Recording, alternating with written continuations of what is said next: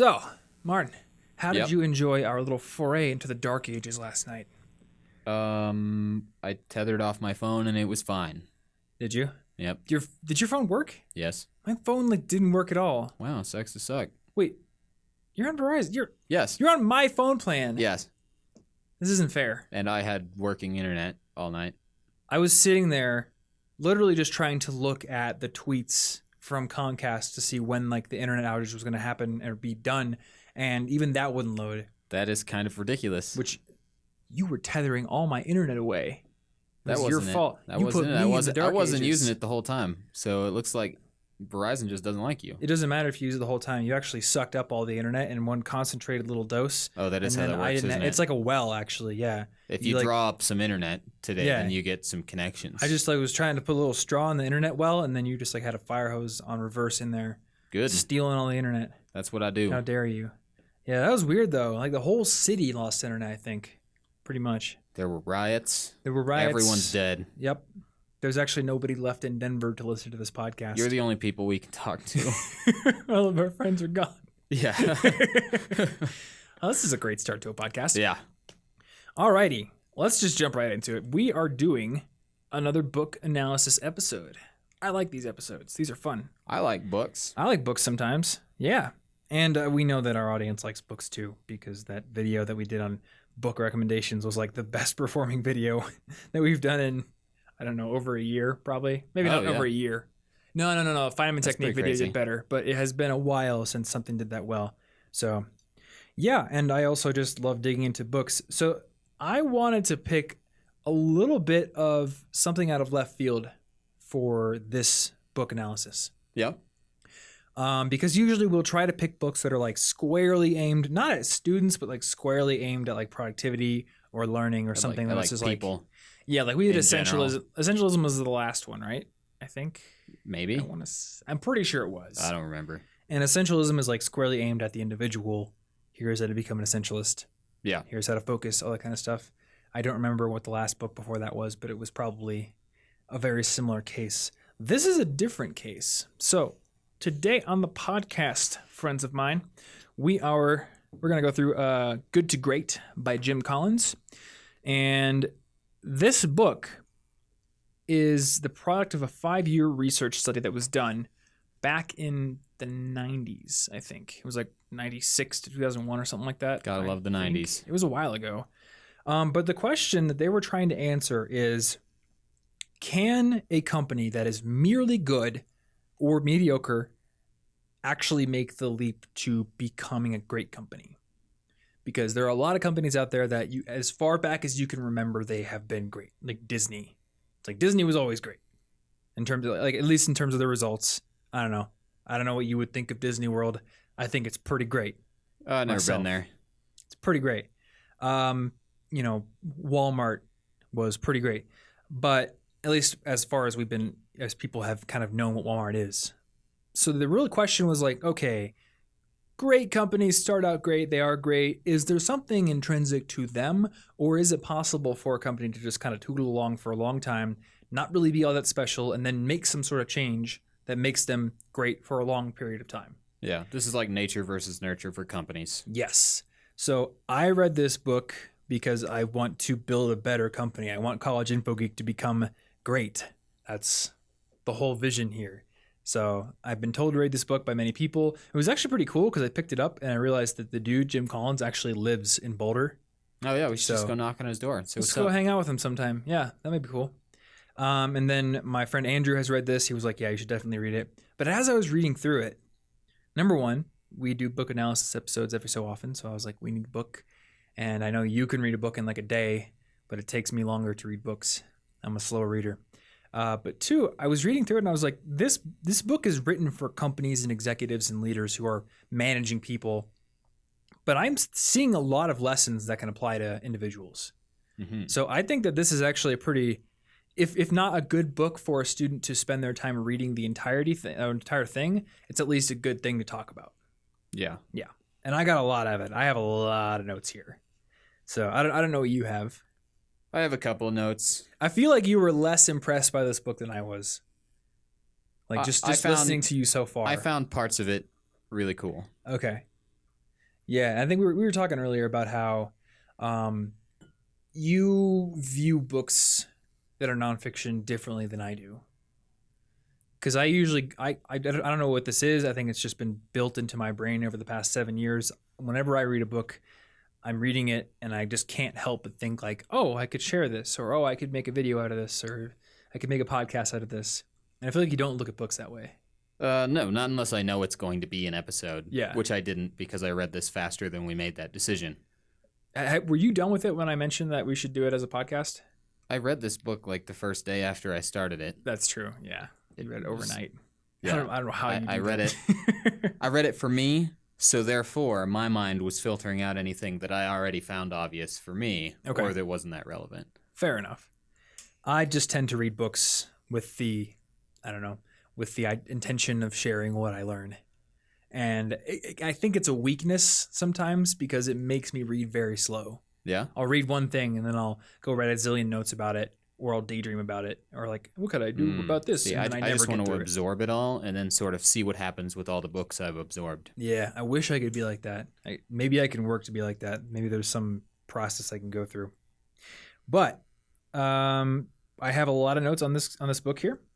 So what I want to do is go through the criteria of the study, kind of just set the stage here for what they did, who they looked at, and what the whole point was. And then what I want to get into is how their findings apply to an individual or a student or anybody just trying to become more productive and make their life a great one. All right.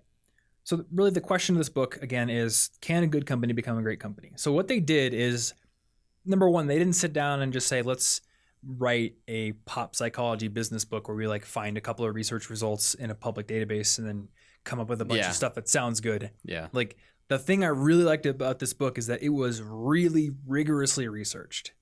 And they had a whole team of researchers. It took them 5 years to do this. And they had like this set of very strict criteria of what makes a good to great company versus something that was already great versus something that wasn't truly great. So what they ended up doing is, first and foremost, they decided to go with publicly traded companies. And this, I mean, obviously it's limiting up front, right? Yeah. But what this does is this allows them to look at public financial data. So they decided like we can't easily get hard data on greatness in terms of like employee morale or greatness in terms of anything soft. You can't really objectively compare that. Right, yeah. When it comes to objective comparisons, the only thing you can really look at is the results. And results are often done in the form of money or in returns and stock market returns. It's at least easy to understand. Yes. So that was their first step, which is like, we're going to pick publicly traded companies.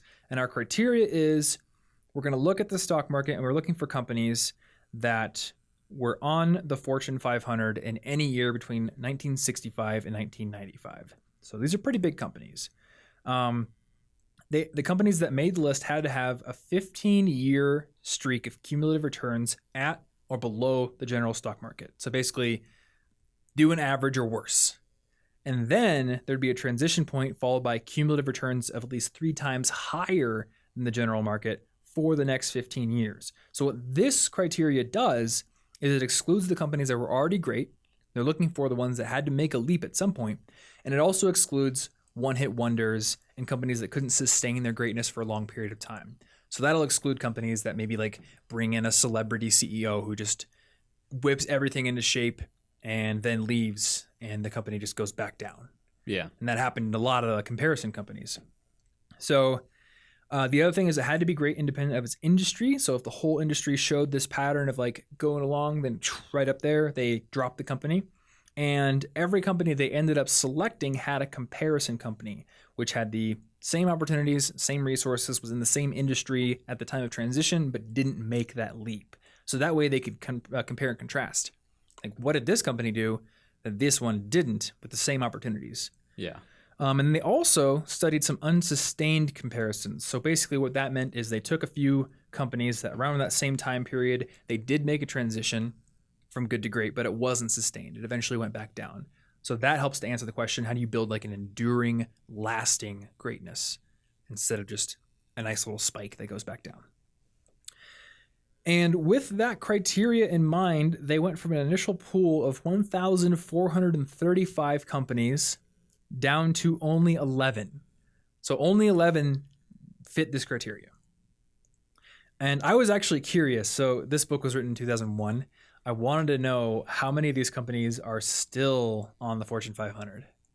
So the companies are Abbott Laboratories, which I have never heard of. I don't know. Have you heard of them? I don't know what that is. I think they do like some sort of medical stuff. Circuit City, Fannie Mae, Gillette, Kimberly-Clark, Kroger, which owns King Soopers. Yep. Nucor, just steel company. Philip Morris, Pitney Bowes, Walgreens, and Wells Fargo. So at the time of writing, when this book came out, all of these companies, I believe, are still in the Fortune 500. And I was curious. I was like, which ones are still on it and which ones are gone? So Circuit City, obviously gone. You probably don't see Circuit Cities very often anymore. Was great during the research period, but that doesn't guarantee that greatness is going to last forever. And Circuit City is a very good example of that. You have to be constantly vigilant. And in fact, I was looking this up and I was like, I wonder why Circuit City was so great for so long and then utterly failed. And I found out that Alan Wurtzel, the son of the guy who made Circuit City, like founded it back in the 40s, he actually wrote a book called Good to Great to Gone. Oh. And it like details everything that caused Circuit City to just tank. Well, that's interesting. Yeah. Apparently they got like a new CEO who messed a bunch of stuff up and they just didn't compete with Best Buy. But for a very long period of time before that, they were just crushing it.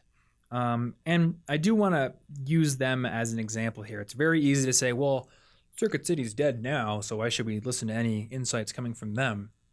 Clearly, there was a period of greatness that we can look at. So even if they did go down the toilet eventually, there is something to their transition from good to great that we can look at.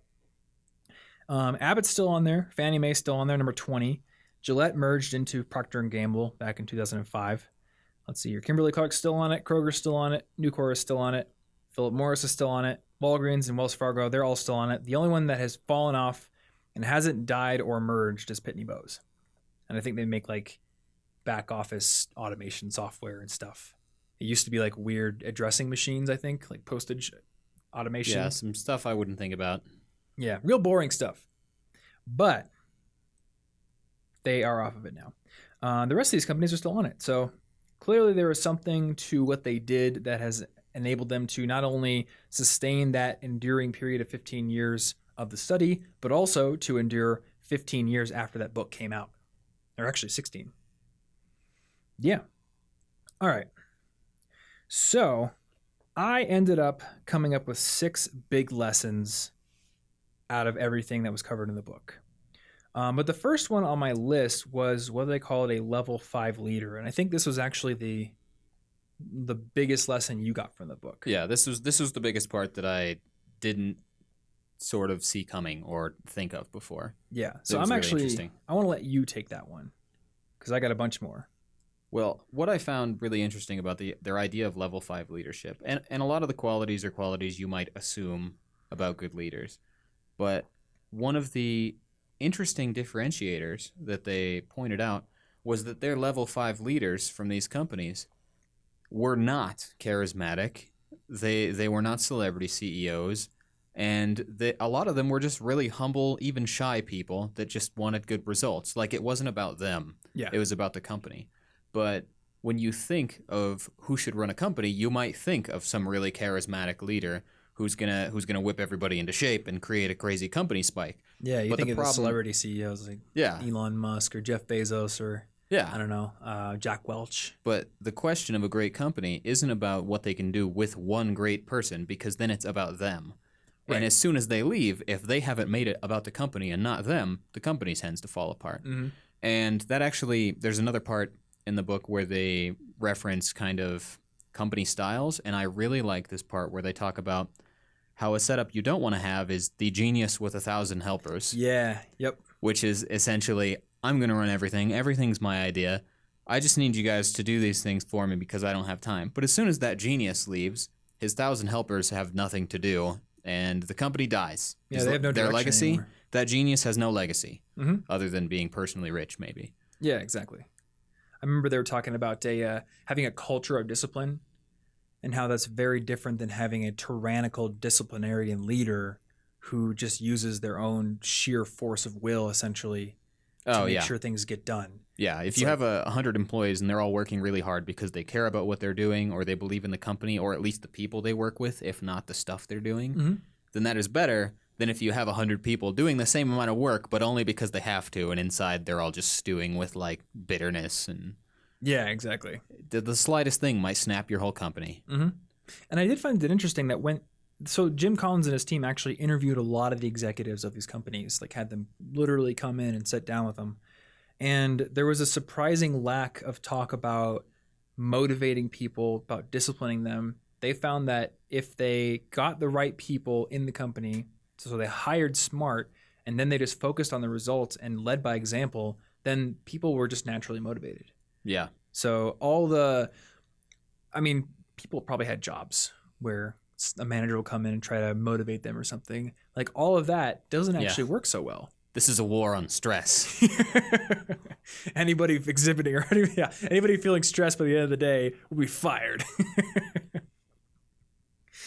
Yeah. So what I got from the level 5 leader concept that I liked the best, and I have a lot of notes here, so I need to scroll through them, is that it's this combination of humility and will. So like you said, it's not having an ego. It's not making it all about me, but then it's also just being more of like a plow horse than a show horse is how they put it. Yeah, because it's not only the humility. Yeah. Like you're not going to get a whole lot done if you just sit back and do nothing, but also don't try very hard. You have to have that strong disciplinary will to do something good. Yeah. And the humility at the same time, the willingness to do hard work like the plow horse, but not really get any credit for it. Yeah, exactly. Another thing that I really liked here is the emphasis on ownership when things go wrong and non-ownership when things go right. So I think the way they put it was when things go right, you look out the window. When things go wrong, you look in the mirror. Yeah. And they pointed out several examples of when the company had a bad year, the CEO would say, okay, what did I do wrong? But when I had a good year, they'd often say, it was luck, or I'm just so fortunate to have a great team. I'm really glad that I have all these people on the bus with me. Like they would never make it about themselves. And I really love that because that is not something that's just going to serve a CEO of a company. That's going to serve anybody at any level. If you're leading a group project at school, not taking all the credit is going to help you out a lot. Taking ownership for things going wrong is going to help you out a lot. It's going to impress the people who are your superiors, and it's going to impress the people who are working underneath you. Yeah, I think a combination of like strength of will and humility is kind of just a good human quality. Yeah. To have in a lot of situations. And nobody likes a braggart. Nah. Right? And when you get into your first job, like right after school, you're not a CEO. You're not a leader. You're probably not even a manager. But if you work in this way where you are humble, but you just quietly work away and you have a huge work ethic, like you are going to impress the people you're working for. So I think you can exhibit like level 5 tendencies even if you're not a leader. Yeah. Yeah. I did write down the levels in case anyone is curious. So the way that they lay it out in this book, the first level is highly capable individuals. So people who just basically produce good things, have talent, they have knowledge and skills. Second is a contributing team member. So you move to level 2 once you can work well within a group and your individual contributions are contributing towards some bigger whole. Level 3 is a competent manager. So somebody who can organize people and resources toward the effective pursuit of an objective.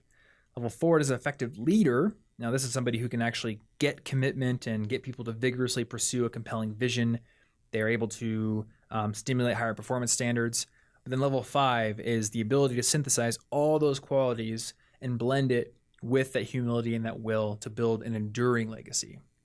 So it's really something to aspire to, I think. But I think that blend of humility and will is something you can aspire to before you ever have leadership. Yeah, because those qualities work well in a personal situation. One other thing I noted about level 5 leadership is that the CEOs who exhibited this, they often set their successors up for success instead of setting their successors up for failure, which is what a lot of those big bravado, the celebrity CEOs did. They'd come in and they'd leave when they got bored, and the person left to pick up like after them had no idea what to do. I don't know what to do. Be a genius like me. Pretty much. Maybe that'll fix the company. Yeah.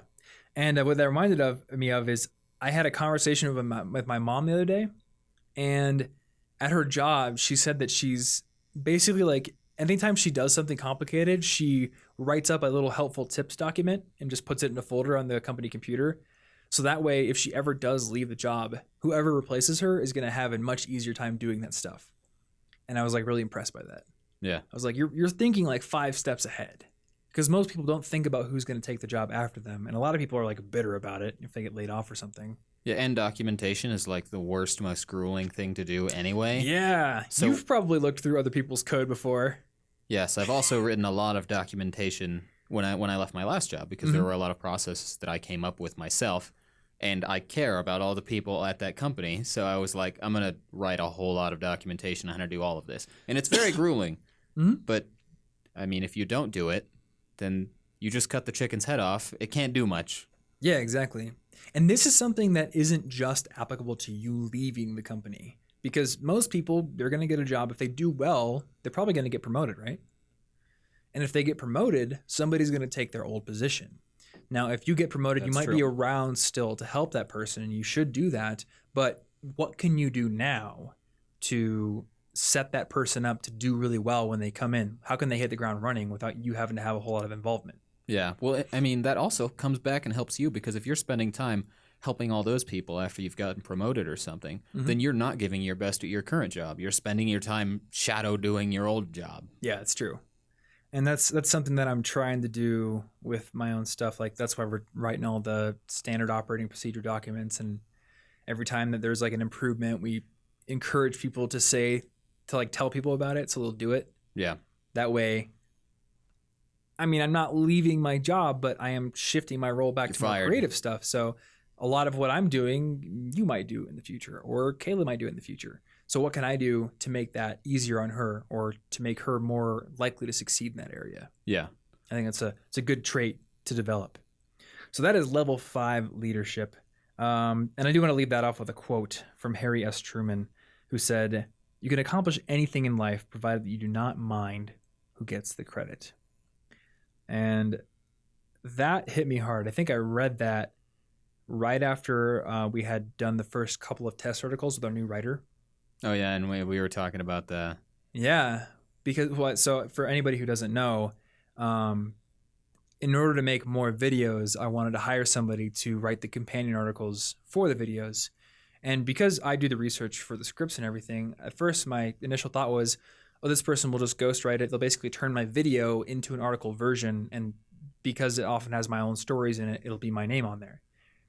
Well, the person we hired is a fantastic writer, but she was having difficulty writing in my voice. And I just realized like that's actually kind of the wrong position for a great writer, to have to try to be somebody else. So I read that quote and I was like, you know what? It doesn't matter if I get credit for that.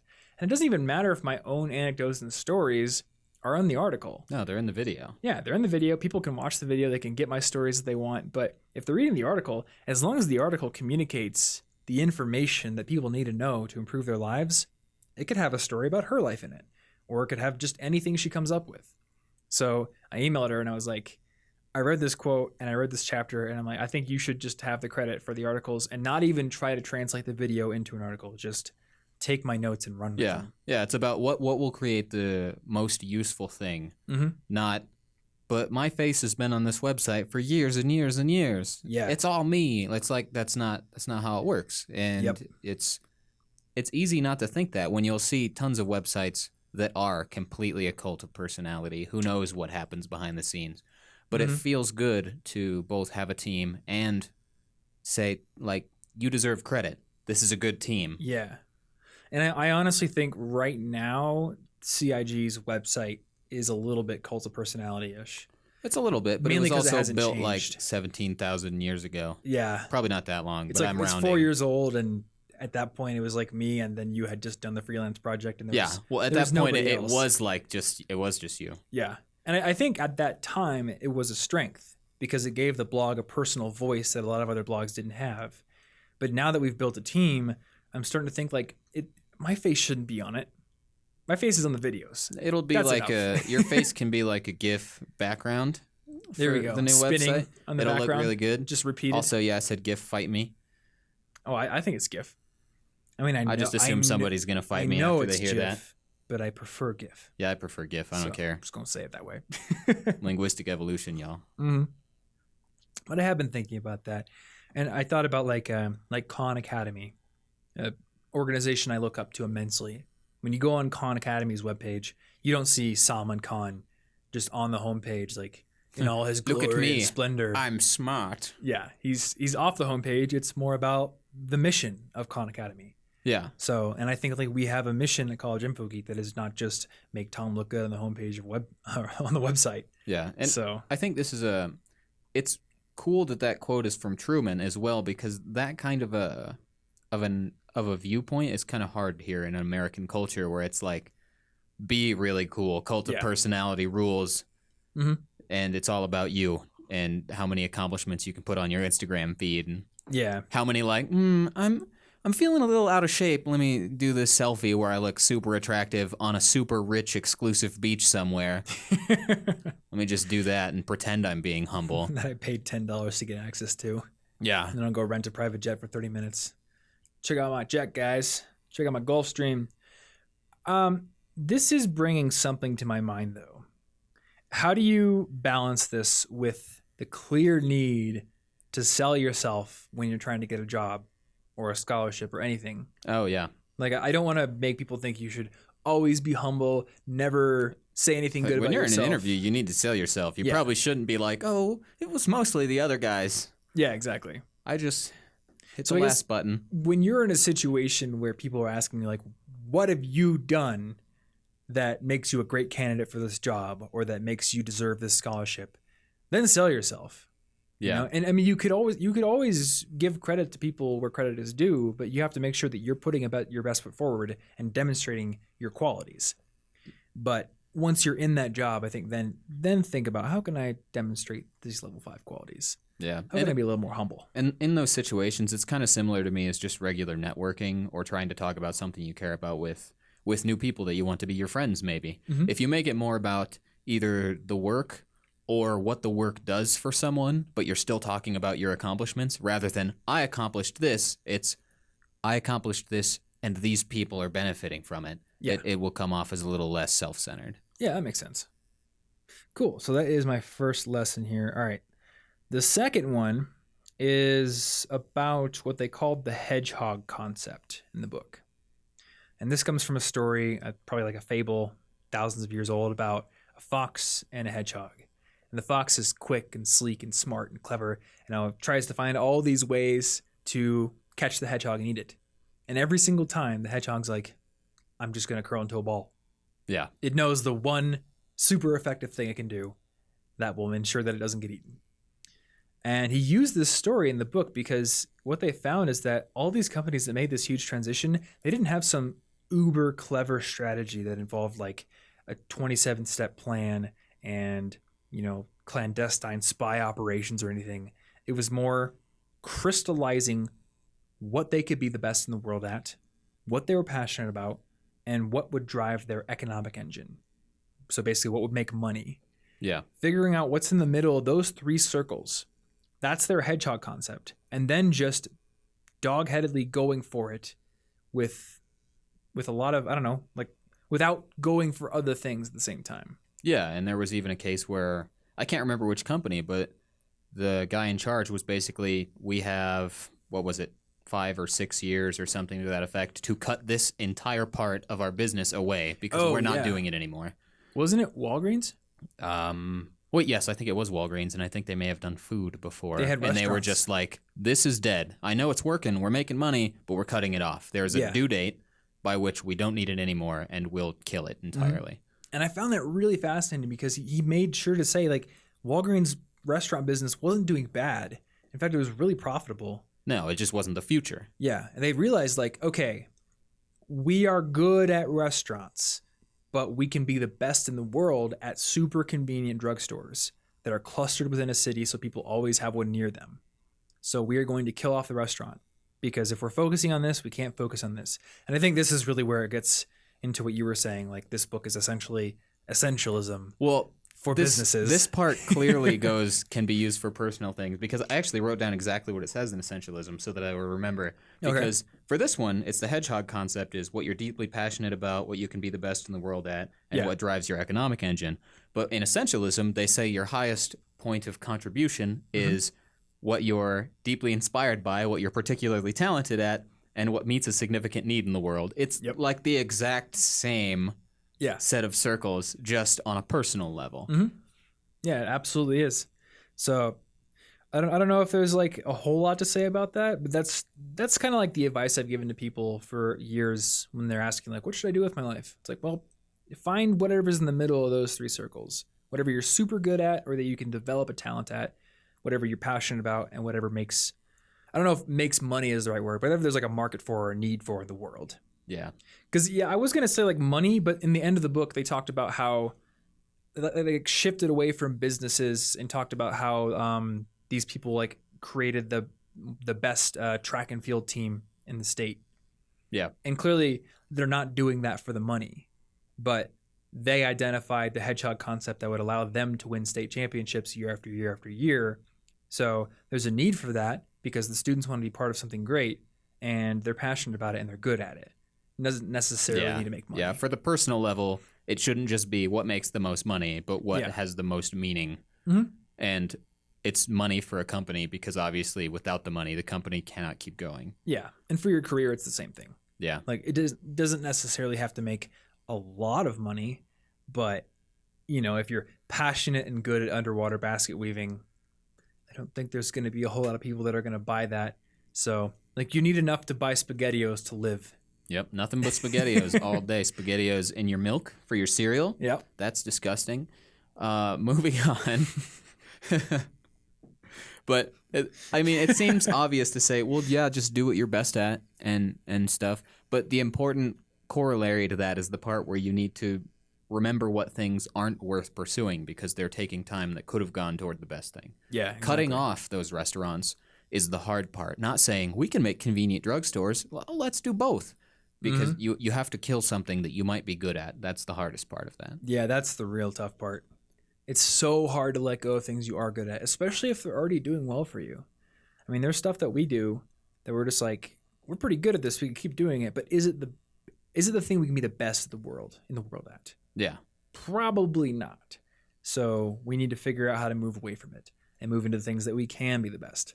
It also, I want to mention this, it takes care to mention that the hedgehog concept does not crystallize overnight. It's not like the CEO is like, we need a hedgehog concept. I read about it in a book by Jim Collins. So what do you guys think it is? Oh, and then, yeah. like they come up with it in 5 seconds. Let's check out the library room with the whiteboard, draw a bunch of diagrams, draw a hedgehog with cool sunglasses. Yep. Probably got him. Boom. Make Sonic games. Yeah, make That's Sonic the games. hedgehog If you concept. haven't played Sonic Mania, play it. You'll have your hedgehog concept immediately. Was that a fan game or was it like Sonic Mania just came out. It's not a fan game, but they made it in the style of the Genesis games. Or was it? I feel like I heard something about like it being a fan, or maybe the guy who they hired to make it had like made a bunch of fan games that were so good they hired him to. Yeah, make it or that may something be like the case, but it's definitely been published officially. Yeah, it is an official game. Yeah, Okay, I need to play it still. but it's like made by people who are fans of the original. Yeah, but anyway, it does take care to mention that the hedgehog concept takes a lot of time and energy and arguments, in the case of companies, to develop. So that is why essentialists explore more than non-essentialists, because they know I won't know what my hedgehog concept is, what my true passion thing is, until I go out and try a bunch of things. Yeah. Until I learn what I don't like to do, what I do like to do, what qualities of work really inspire me. That all takes work and time to figure out. So it's going to take a while to do. All right. Third lesson is to embrace what they call the Stockdale paradox. The Stockdale paradox is essentially the fact that level 5 leaders in great companies do two things, which are seemingly paradoxical. They constantly accept and look at the brutal facts of reality. So if something is threatening your business, they don't shy away from it. And a lot of people won't do this. Like I've heard people are like, I don't want to log into my bank account because I'm afraid of how low it's going to be. Oh yeah. This is the opposite. I don't want to feel bad today. We'll do it tomorrow. This is the opposite of that. Look and see that, oh, my bank account is super low. I'm eating ramen for the next week. like having the willingness to embrace and look at those brutal facts of reality. In case of some of these companies, they had the willingness to look and say, wow, our core business model's dying, or Procter & Gamble's going to come in and they're going to crush us. Like, that's a brutal fact of reality. But at the same time, while they are confronting these brutal facts of reality, they are also never losing faith that in the end they are going to win, even if it takes a long time. So even if a brutal fact of reality seems like it is going to just crush the life out of your company, they don't lose faith in their company. Yeah, it's sort of a like confident optimism. Not a pure optimism, but a confident one, thinking it will be good because of stuff that we will figure out. Yeah. Not because we're just ignoring the bad stuff and hoping it goes away. Mm-hmm. And it isn't pure optimism. I want to point that out because that's the reason it's called the Stockdale paradox.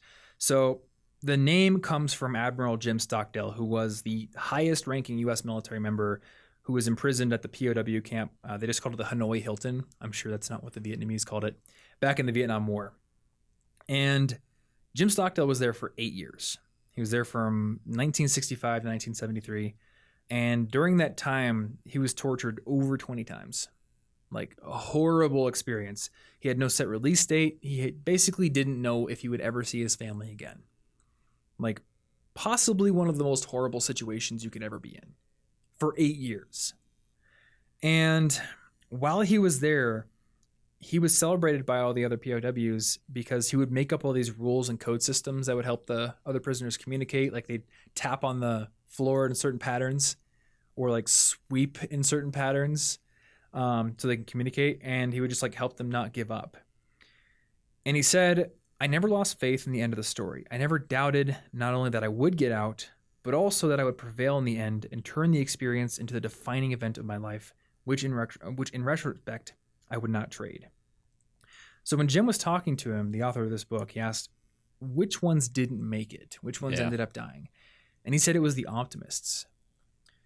Not optimists like he was, where he never lost faith in the end of the story, as he said. But the people who would say, we're going to get out by Christmas. And then Christmas rolls around and they don't get out. Yeah, the unrealistic optimism. Right. And so they say, okay, we didn't get out by Christmas, but we're definitely going to get out by Easter. Easter rolls around. You just break your heart over and over and over. Yeah. And that's what he said. He said they died of a broken heart because eventually their optimism was crushed so many times because they had optimism with a due date or unrealistic optimism. And eventually it was crushed so many times they gave up. Yeah. And I really like that mindset of this is sort of going to be my horrible backstory that only makes the future success look all the better and more inspiring to anyone that goes through something. Mm-hmm. That's personally something that I also like. It's just a great way to view things. Mm-hmm.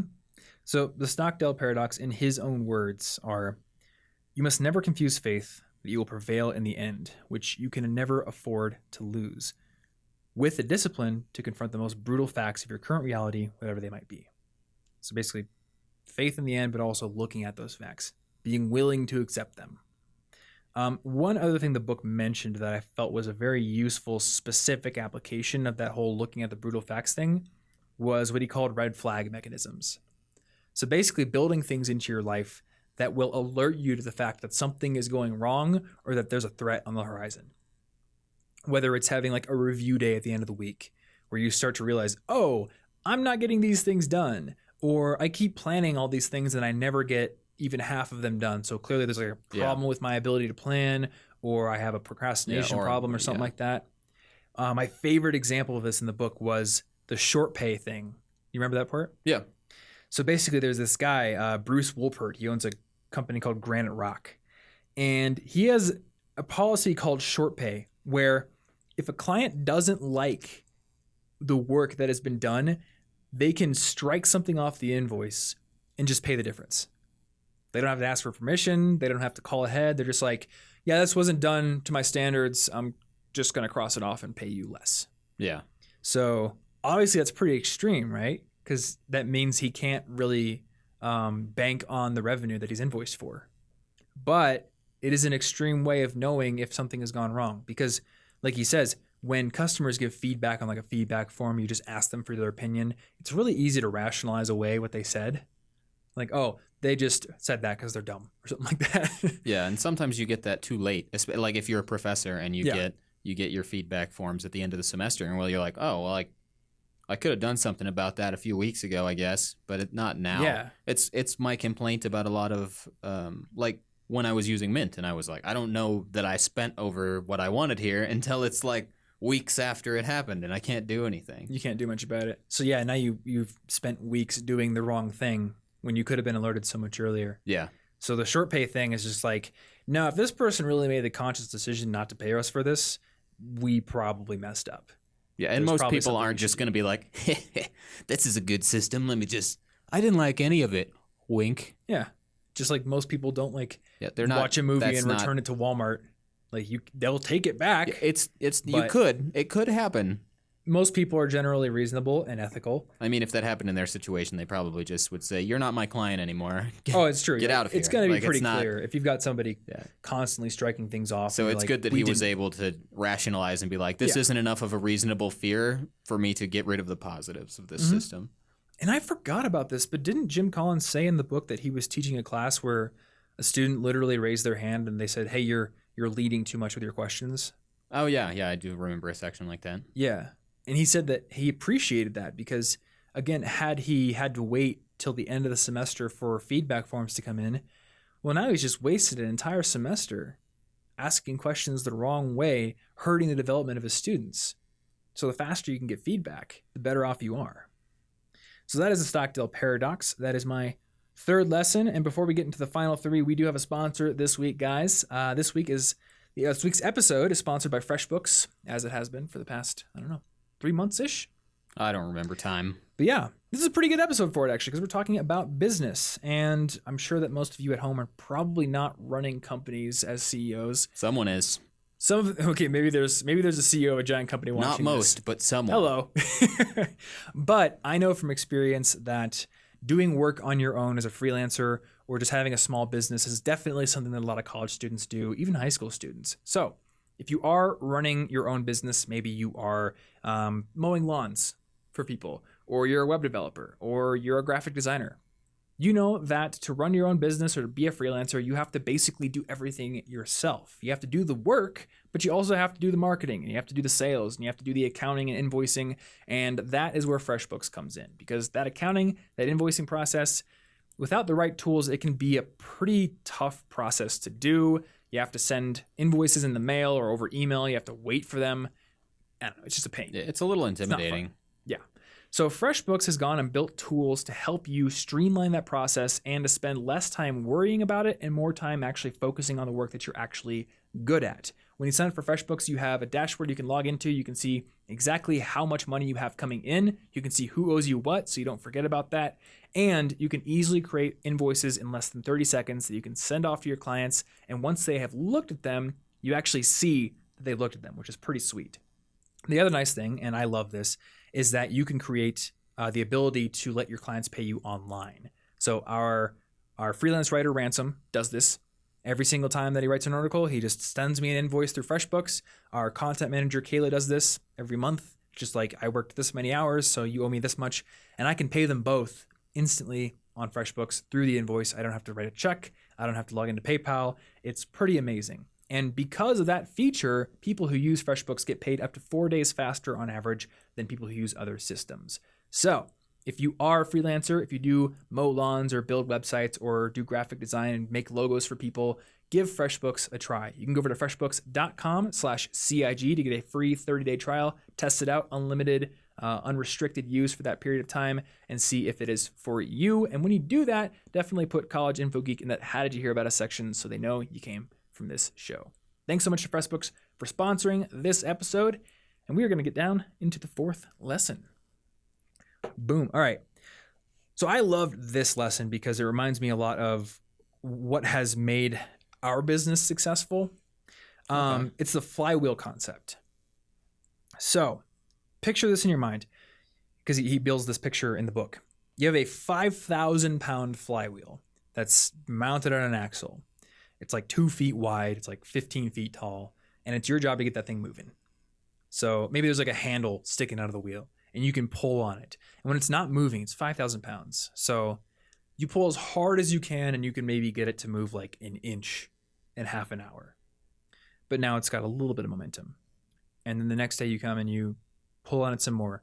And you just keep pulling over and over and over again. And every single time you do, it goes a little bit faster until eventually the momentum of the flywheel works in your favor and starts to take over. Now you can put barely any effort into it because it's already going and it's going faster and faster and faster. And the whole purpose of a flywheel is to store up that potential energy so it can be used later on. And that is a good metaphor for what made a lot of these companies successful. And this is a really interesting one to me because I have had so many people ask me like, hey, Tom, what was like the one thing that made your blog successful? Or what's the one thing that let you become a professional YouTuber? And I've always tried to answer the question straightforward. I'd like look through all the history of College Info Geek and I try to think like, what were the things that really put it on the map? Okay, there was that one time when Lifehacker like published one of my articles, or there was that one time I got to guest post on that one blog on Nerd Fitness, or there's that one time that I got to do a guest video for How to Adult. Like those are certainly catalysts, but when you really take it in context, those are all just highly visible data points on a timeline that has thousands and thousands and thousands of them. You know, there's like 600 articles on College Info Geek. Many of them got a few views and then nothing else. But maybe they built up the content library or they built up skills. You've done, I don't know how many episodes that you've edited. You know, a lot of that work is not visible, but eventually it all contributes to this podcast being successful. Yeah. And they had a quote from Sam Walton, I think his name was, of Walmart near the end, where like after it had become big and successful and Walmart's huge now, he says, and like most overnight successes, it was 20 years in the making. Yep. And I really liked that. Mm-hmm. And I like the chicken egg metaphor. So basically like from the outside, you see an egg hatch and a chicken pops out and you're like, wow, that's a momentous event. The egg just hatched, the chicken popped out. It just turned into a chicken. Wow. But internally, that's just one additional step in the evolution of the chicken's life. And it takes a long time to get there. So from an outside perspective, we often look at these big companies or we look at really successful people and we think it's an overnight success because one day we didn't know about them and the next day, wow, that person's amazing. Yeah. But you don't get to see the years and years and years of work it took to get there. And that high profile magazine article or YouTube video you saw or something, that's just one additional data point. Yeah. And they have to keep going. Which step do you think, Little Baby Chicken, made you a chicken when you were in there? Which one was it? Yeah, exactly. It was all of them, actually. I think it was it was all of them. If you copy one, it them will not do much for you. Yeah, exactly. So I really wanted to put this on here because I know people who they think that there's going to be like this one just master stroke that will let them succeed in life. They'll know they've made it. Yeah. And the problem with that is that when you have that mentality, you try something, you try it for a little bit, it doesn't, go gangbusters. It doesn't like make you famous or rich or whatever right away. So then you try something else. It says like a lot of the things or a lot of the companies that just had their momentum totally killed in this book. This was caused because a new CEO would come in and just stop the flywheel, throw it in another direction, be like, we're going to go into consumer products. We don't care about healthcare. And then they'll get fired because there's not good results. Another CEO comes in like, consumer products are dumb. Let's go to healthcare. Yeah. It's flip-flopping back and forth. And this is not something that is limited to companies. So I've got a friend. I'm not going to name them because I don't want to pick on them too much. But I've got a friend that I have known for 6 or 7 years. And this friend is insanely talented at what they do. But they haven't built anything of lasting value because they'll put a ton of effort into one thing. It'll be amazing. And they've showed me the fruits of their efforts at certain points. And I'm like, this is super good. And then they'll decide it's not perfect. They don't like it. And it didn't do as well as they thought it would. So they scrap it. They actually delete it and try something else. The harshest form. Not even just we're going to ignore it and maybe come back to it later. No, they were like it's dead. Yeah, because I feel like they had this thing in their head where they have to look back at their body of work and have everything be perfect, which is actually kind of sad because if you looked back on your body of work and all of it was perfect, then you'd never see upward progression, would you? Yeah, if you're growing, you're probably always going to think that most of your old stuff isn't great compared to your new stuff. That's a good thing. Yeah, exactly. So contrast that friend to another guy I know. His name is Aaron Marino, and he runs a channel here on YouTube called Alpha M. And I think at the present moment, he has like 2.5 million subscribers. Just a couple. Just a couple. He'll get like 500,000 views on a video. When he does a sponsorship, he can charge well over 10 grand per video. Like, doing pretty great. But he's been doing YouTube videos for like 7 or 8 years. And you can go back. You can sort by oldest on his videos, and they're terrible. Like the audio's really bad. He's obviously not developed his charisma yet. He doesn't know how to present himself in front of the camera. Like, there's good information in them, but if you compare one of his videos now to the first one, you're like, oh my gosh, this guy's come a long way. Those videos back then, there's some stuff wrong with them.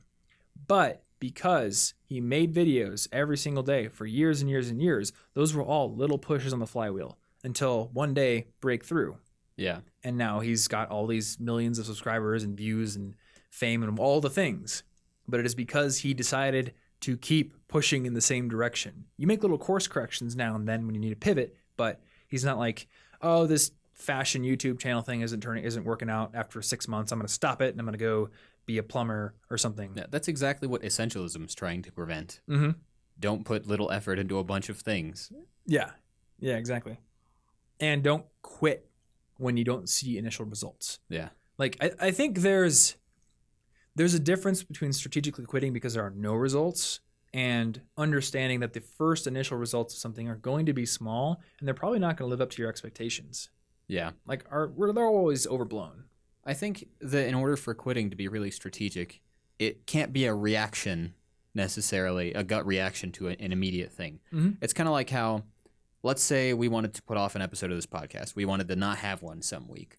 I would find that completely different if we were like, that week, like a month from now, we're actually really busy and we don't have time to record an episode preemptively before then, so we're going to have to bail on that one. Yeah. That is a completely different and intentional situation compared to, oh no, everything's ruined this week. I guess we'll just cancel it. That doesn't send the same message because that's a reactionary decision. Yep. And we almost did that recently. We did almost do that, but we did not because it was a reactionary decision. So we made an episode come out. Yeah. I think it was, what was it? It was because I was going to New York. Yeah. And then I was sitting there and I was like, I don't want to skip. Like, No, I want because to, but it's I don't easy to want justify. Oh, well, you were in New York. There is a justification. Yep. We can make a justification. But if you plan ahead for the justification or you make it when you're outside of the emotional bubble you might be in if something goes terribly wrong with your project, Mhm. then, and you approach it with a cool head, you can make a good decision that's Yeah. actually strategic. It shouldn't be just a response to something that you didn't like. Yeah, exactly. All right, so lesson number 5 here. This one has to do with technology. So they had an entire chapter on how good to great companies use technology in a different way than the companies that didn't sustain their greatness or didn't make the leap in the first place. So the main thing is that the good to great companies, they crystallized their hedgehog concept and they didn't jump on the technology fads. They only used technology that fit within that concept. And they didn't like feel like the sky was falling when the internet came around or when some new technology came around and felt like they had to adopt it immediately. They just they sat down, they waited, they figured out how it would fit in, and then they slowly but surely implemented it. Now, one thing that I found very useful for the application to an individual here is the author made sure to point out that for the technologies that fit into that hedgehog concept, most of the companies ended up pioneering something, being way ahead, like decades ahead in certain areas or in certain instances, and using technology very well. Even companies like Walgreens. Yeah. You wouldn't think of Walgreens as a tech company, but before anybody else did this, they literally launched a satellite network that connected all their stores. So that way, if you're like in Arizona and you live in Florida, you can still get your prescription. Yeah. And that sounds pretty mundane today. Yeah, now we're just like, everybody has that, duh. Yeah, but back in the 70s, nobody else had that. If you go to a drugstore in a different state, they're going to be like, who are you? But Walgreens knows who you are, and they have your pills exactly as you need them. Like, that was pretty crazy. But that was because that fit perfectly into their convenience concept. The whole idea of a customer should be able to go into a Walgreens and know they're going to be able to get their thing. That's why they had drive-thrus. That's why they had all the things they do.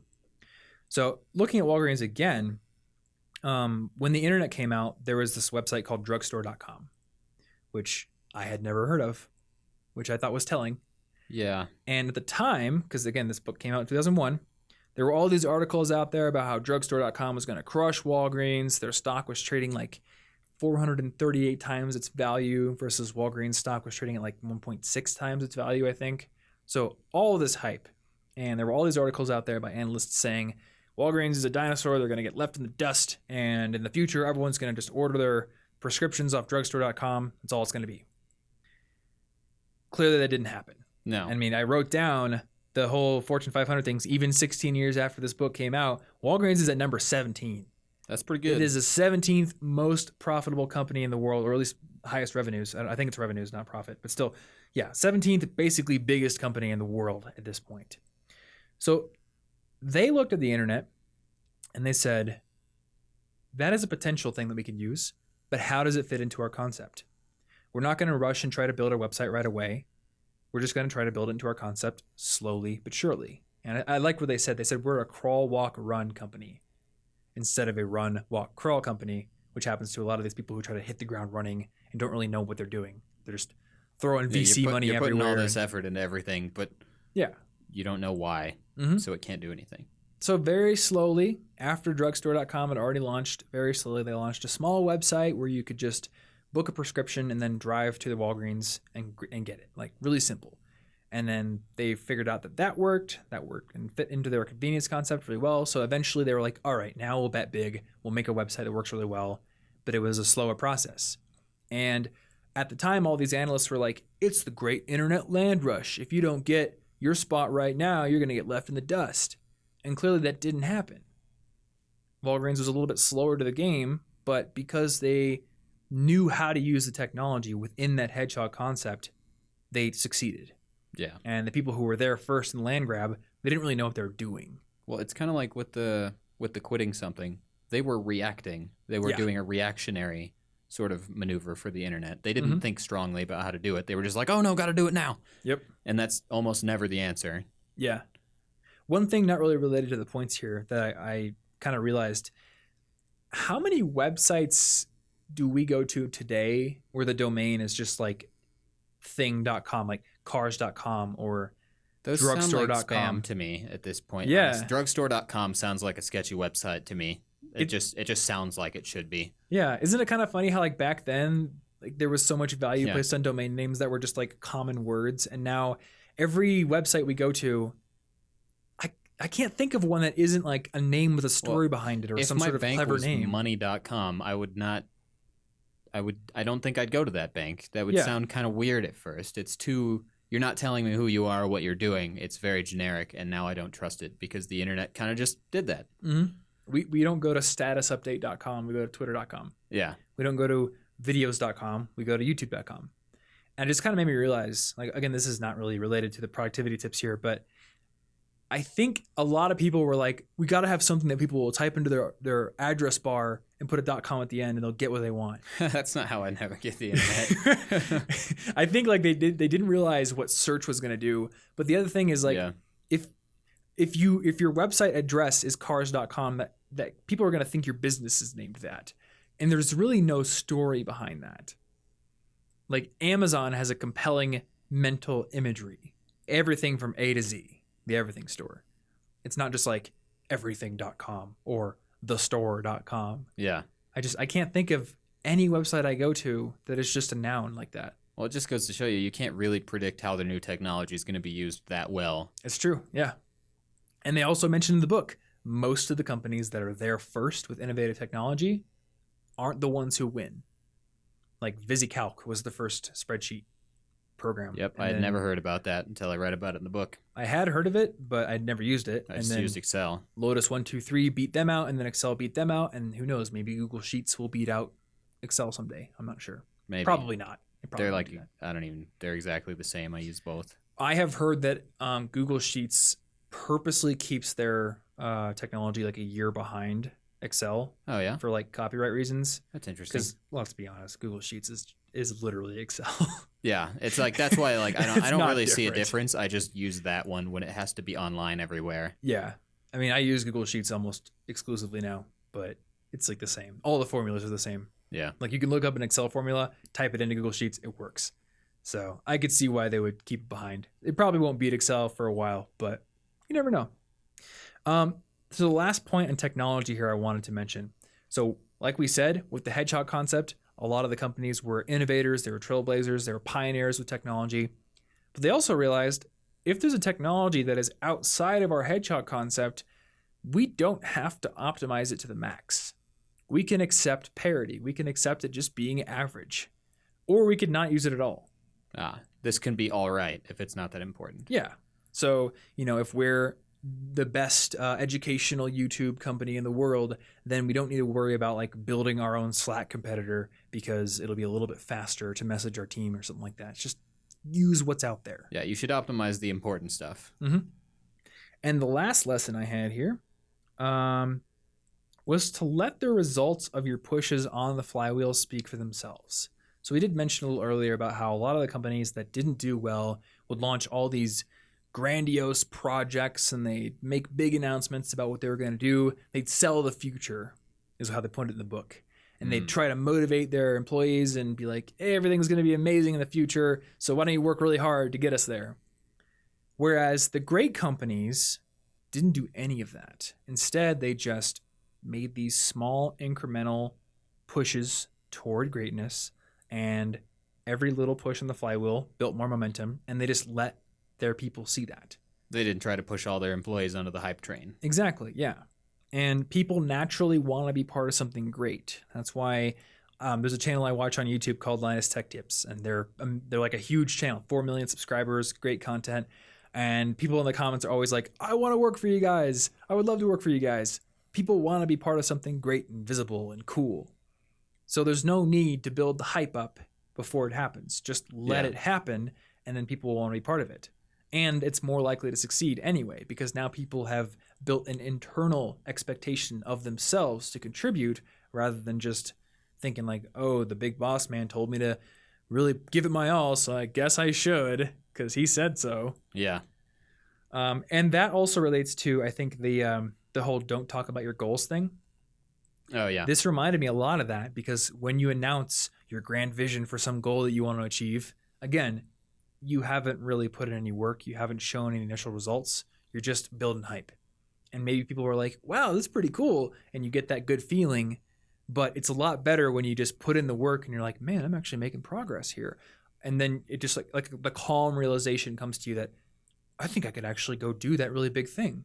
Yeah. Because of the results. They speak for themselves. Well, if they get too excited and they're like, well, you're going to be amazing. And you're like, you're right. I am going to be amazing. So I could probably take tonight off. Yeah, exactly. And then you just say that over and over, and then you never did anything, so you're not amazing. I'll be amazing someday. Yeah. I'll get there, but tonight I'm going to play Mario. Exactly. So that is the end of my list here. I think I may actually just put the list in the show notes because I literally actually wrote them out this time. So nice. We can create a little mini article out of the list that I wrote. Yeah. So guys, thank you for listening. I'm not sure if there's anything else you wanted to add before we close out. So that is what we took from this book. Again, this is a book that is meant mainly for businesses. So I am not 100% sure if Good to Great is going to be on my essential books list for students. Well, that one CEO who's watching this, you might want to read it. I wonder if any CEOs watch this podcast. I don't know. If you are a CEO, leave a comment. We're going to get a bunch of people who are like, I am a CEO. Wink. Yeah. Yeah, I would be curious to know that though. But yeah, it's one of those books where the intent of the author was not to give student advice, but you can learn from anyone, I think.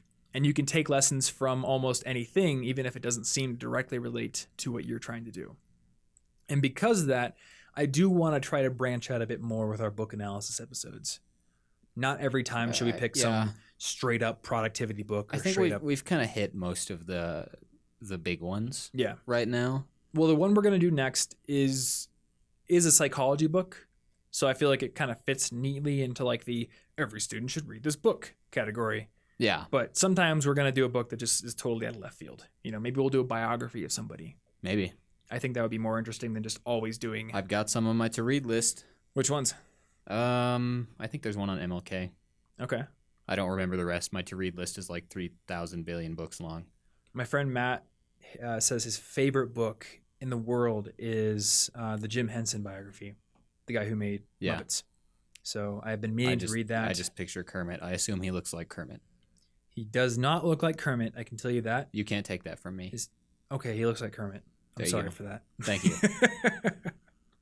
Anyway, guys, this is episode 178. So if you want to find show notes for this episode, if you want to find a nice distillation of the 6 lessons that we presented in it, then if you are on YouTube, just click the link in the description down below to find them. Otherwise, if you're on the audio feed, cigpodcast.com/178 is that URL that's going to get you there. So check those out.